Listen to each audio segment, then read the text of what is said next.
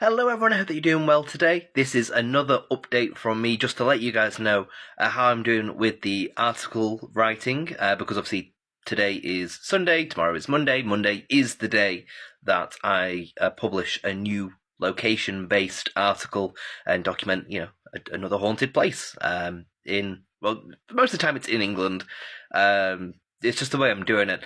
So a little bit behind the scenes for anyone who doesn't know how I choose the locations, like which one to write about next, because I know some people have, messaged me being like, oh, can you write about this place? Can you write about this place? That kind of thing. So, bit of behind the scenes. The way that I choose it is I'm going through most haunted, basically. I'm not using their information. I'm not using anything that they've said in the program, at least not knowingly. I'll explain that in a little bit. But yeah, I'm literally episode by episode. Where have most haunted investigated? Because they claim to be legitimate. So in theory, everywhere they go will be legitimately haunted. And that's a good kind of baseline list, then, I think. And it's a good opportunity as well to clear up some stuff, because maybe they've said some stuff that's possibly not accurate, or maybe other people have reported on the places and that's not accurate. But they're places where, because they've been featured in a well-known TV program, they're places that people have probably heard of or probably do know about, or there might be some sort of tourism thing there as well. So that's how I'm choosing the locations. So if any of you do contact me saying, oh, please can you research this location, don't worry, it is on the list. I will do it. It's just going to be a while, and that's how I lose track. How I don't lose track as well of where I haven't written about, because I'm like, well, I'm up to this point in the most haunted list. If most haunted have investigated it, I will have written about it, and that's a statement that I want to have one day as well, because they've investigated loads of places. So I think if I can get the database to the point where I say most haunted have investigated it, I have researched it, and I've written an article based on it, then I think that's quite an impressive thing. But anyway, back onto the actual topic, because that was a random little ramble. The notes are done. I have finished the notes. And you may wonder when I show you the notes, it's so late in the day. How have you not done more than just the notes? It did reach a point, like I woke up late, and because I was up late sharing articles last night, and there was a point where I felt very, very tired, so I did have a nap. But minimum requirement for the work on Sunday is always have the notes for Monday written. And I just knew ages ago, because I've kind of skimmed through all those episodes of Most Haunted. This particular episode, the location is called The Ghost House. The moment I saw that, I was like, I bet there's nothing on it. I bet that's going to be one of those locations where there's no history and no hauntings. And I wasn't far off. So at first it was a little... I was concerned at the start, because with it going under the name of the Ghost House, I was like, am I actually not going to be able to write about this place? Is this going to be a place where I can't find it? And luckily I have been able to find it. There are people who've written about the place and who have... granted, it seems very much like a bunch of sources have just kind of copied and pasted the same information, which is never a good sign. That usually means stuff's going to be wrong. So please, if you're watching this now and you read the article I publish tomorrow, please do contact me if you have the correct information. And I'll actually show you something I've done in the notes. So here are the notes for the Ghost House. And as you can see, it's not called the Ghost House. It is actually called Hermeston Hall or Hermeston Hall. I don't quite know how you fully pronounce it. That's kind of how you spell it if you can read my handwriting. But you'll be able to see I've done something with these notes, and yes, it is only 4 pages. That's 3 pages of history, 1 page of hauntings. So I was not at all far off with my guess of there's nothing on it. But you can see here, I've done a little box, and there you go. So in that box, I put trust all prior info. And the reason for that, so that's the bit above it and then this page as well. And the reason for that is there was a particular source, which I think was maybe like a government PDF document or something like that. It was very official seeming. And this is the information that document gave me. So that's why I've put trust all of that information, because if anything beneath here, so you might be able to see. Yeah, there you go. So Catherine Flora married John Gerard Riddle, 1863, with some question marks, and the reason for that is because here it says that Catherine Flora, with an alternative spelling, married Edward Charles Riddle, not John Gerard Riddle. So she married a Riddle. We don't know which one. So that's when I would then look through all this and be like, what? Who did she marry? Oh, there you go. Catherine Flora, spelt with a K, married John Gerard Riddle, which means I don't have a clue who Edward Charles Riddle is. And that is a point that I would expand on in the actual article itself. So that's why I've done that note there, because, yeah, it's not always that the first source is a very official one. Sometimes it can be random, but with this being an official one, I was like, yes, I will make a mark of that and a note on there. It's like on here, another one. 1848, built by Edward Challoner. And then I think over here, there you go, White sold Hermeston, although I have missed off the R there, in 1847 to Edward Challoner. So, yeah, that's out by 1 year. So I need to put that on there. But 1848, it was extended around this year. So maybe the 1848 date is kind of correct.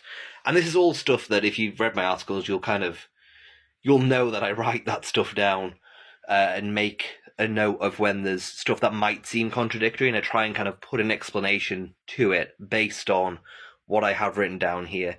One thing I should probably do, though, is, as you can see, I don't write what's come from what source. I just link all the sources at the end. So when it comes to question mark stuff, I probably should put what sources said these question marks. And it is for the hauntings. You've got it here, a little sneak peek for you. A few different things. There is a somewhat famous one, which is Elizabeth Cavendish. I know the name, but I don't know why I know the name. But she is said to haunt the place. You've got Roman soldiers as well, and then, the usual servants and children.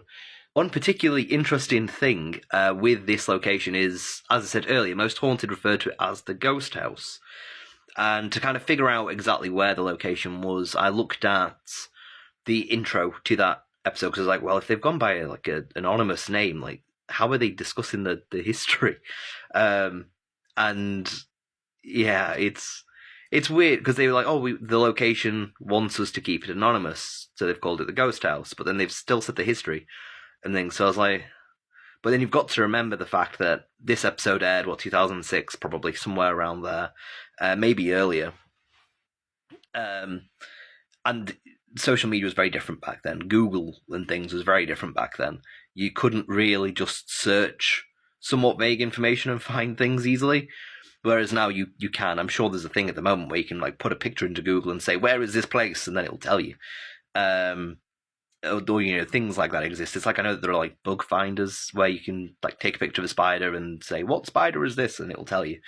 But anyway, so to find the location, I literally watched that intro, saw the year of 1847 or something along those lines, and then just searched Old Coates, Nottinghamshire, 1847 haunted place, or something like that, and then it came up with Hermeston Hall. And other sources have said most haunted have investigated it and they've called it the ghost house, so I'm pretty confident this is the place.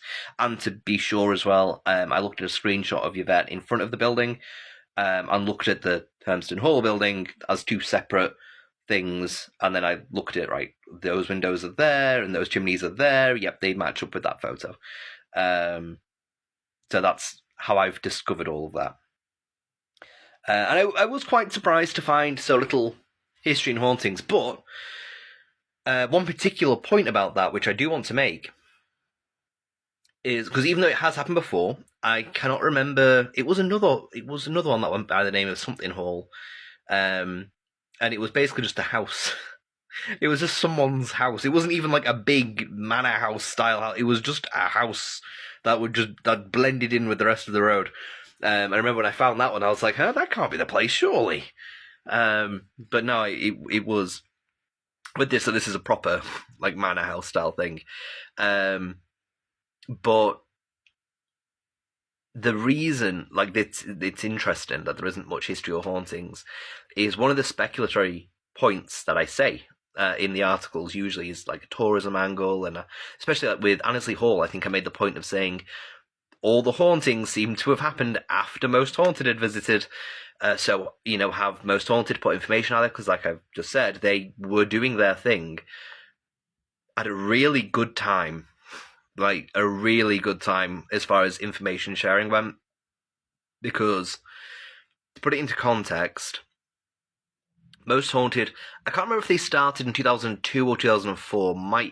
It was one of those. Might have been 2002. But either way, YouTube first became a thing in 2005. So that straight away should tell you that time period that they were investigating him. So information was not very widespread. If you wanted to learn about a place, you had to look in a book. You couldn't really just Google the answer back then. So I feel like a lot of these places, and why there might be misinformation things about the places, is because Most Haunted investigated it. During their episodes, they said a bit about the history, they said a bit about the hauntings, and that information that they discussed back then might be what people have written about now. Because back then, you wouldn't have had places that documented these places. You wouldn't have had websites that documented the buildings. So people may have watched Most Haunted and been like, oh, they've said this thing, that must be true. So that might lead to, a bit of the questionable bits of information. So it's very interesting. And like I say, with Hermeston Hall, they left it anonymous. They just said it was called the Ghost House. And the really interesting thing there is, I don't think it's a coincidence that the one that they've not referred to by name has very little places writing about it. And as far as I can tell, it's a residential place that people live in. It's not a hotel. It's not anything like that. So there is also, maybe people haven't written about it because it might be in the middle of nowhere, or maybe it's because it's residential. It's a bit weird and random to just write about this random place. Whereas if it was a hotel or somewhere with a tourism, angle, then the location would have like a marketing thing, and they'd push the information out there. Whereas at this location, with it being residential, they wouldn't.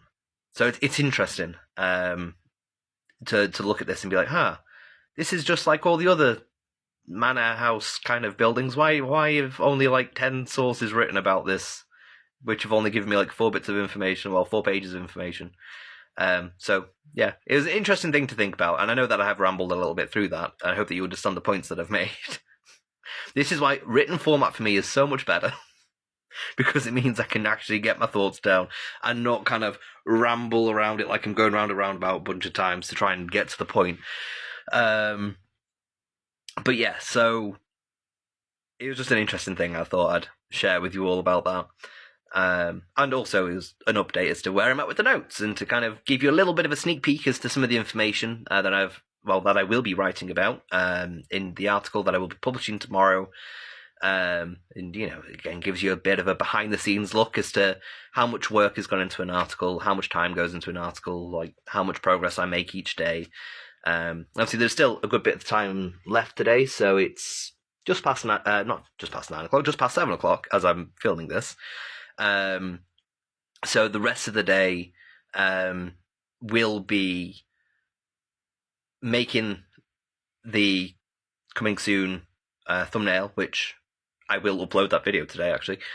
That's always the one thing I trip up on. I always forget when it's the Sunday, oh my god, I need to share that video to tell you all, look, it's coming soon, it's going to be tomorrow. So I need to make that image and the video and share that across all the platforms. And then I also need to do the thumbnail. And ideally, today I'd also type up all the dates. So, like what I showed you earlier, where you can see like 1863, 1849, 1382. I'd write out all of those in the article. with the page number that they're on. This is going to be very easy because it's only like 3 pages. Because I don't include the hauntings in that. I only do that with the history. So just go through with the page number alongside it, and then I put it all into chronological order. Because obviously when I first write it out, it's in page number, and so then I rearrange to be chronological. Because then I know that it's like there's 1382 on page 3, but then there's 1847 on page 1. So I know, I'm writing about 1382 now, I need to look at page 3, and then I can look at page 1 for the future information. Which, again, I hope that makes sense, because that also sounds rambly. So ideally I'd do that as well, and I'd also link the sources I've used at the end of the article too. That's typically what I like to get done at the end of day 1 of 2 of writing. But because this article is going to be so short, I would also like to actually write up some of this article as well. Because in theory it's only going to take 2 hours, because it's typically half an hour per page to write up. So, yeah. Hopefully. My hope is by the end of tomorrow I'll have this article done, like fully written up, published, shared. But then I'll also hopefully have Friday's experience article, at the very least the notes written up. At the very least, ideally some of those typed out as well. And then that gives me a good little bit of leeway on Tuesday. Because I do need to write up some questions to send to someone, which I will be writing an article about within the next couple of months. I don't know exactly when. I'll need them to reply with their answers, but yeah, I do have kind of a Q&A style thing scheduled with someone, which, yeah, hopefully that all pans out and goes well, because that's another person that I'll be documenting who is kind of active, kind of. They're not an investigator, at least I don't think they investigate, but they're involved. They post things about paranormal stuff, so it's going to be a very interesting article to write about them. Yeah. Anyway, I have rambled enough. Just thought I'd give you another update on how everything's going and what the location will be, and the plans for kind of the rest of today. So thank you very much everyone for watching, and I hope that you all have a great rest of your day. And yeah, like I say, the article will be published tomorrow. I'll be very disappointed if it's not, given it's so short. So I hope you all have a wonderful rest of your day, and yeah, goodbye everybody. Goodbye.